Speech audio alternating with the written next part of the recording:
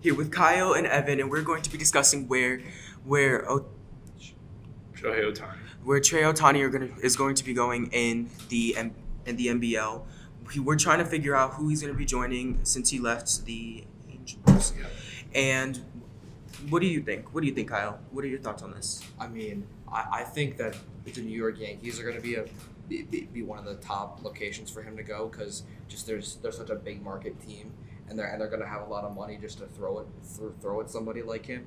And he's such a great talent. I mean, on both sides of the ball, he can pitch, he can hit. I mean, they're definitely going to give him a lot of money. I mean, As a Yankees fan, I would love to see that, but I just don't know. Like, they're already between Cole, Stanton, Judge, and Stanton, that's already like $1 billion. I'm not really sure if Cashman would go that far considering how he rolls, but I would love to see that more realistic as the Dodgers because they didn't really do anything in the offseason, which makes you think that that's like their grand plan.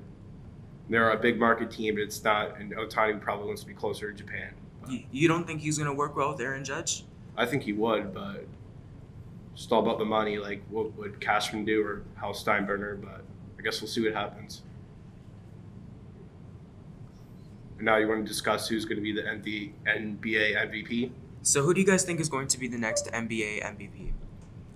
I think the obvious answer would be Jokic, just based on how he had a historic playoff this past season and how he's just so good at everything. I mean, he's a top five rebounder, top five in assists as a center. He can score 20, 25 points a game. I mean, he's a good defender. I mean, he can do literally everything that you can ask him to do. I mean, I was thinking Joel Embiid could be like another option. I mean, he was absolutely insane during the regular season, but his problem is he can't pull it off in the postseason. Another would be like Jason Tatum, the Celtics. He was really good and main part of them being the Sixers, but I guess we'll see what happens. A lot of good players this year. I mean, I think the thing that sets Jokic apart from guys like Tatum and Joel, almost all their production is in points, which I mean is great if you have a guy averaging 30 a game. But what Jokic brings, one, he's a leader. He's a great leader. Two, he brings just so much that isn't just scoring. I mean, he's a great playmaker, and he can get lots of rebounds, and he's a great defender. I mean, he does just about anything on the court. Just a lot better than some of these other guys do, like Joel and Tatum.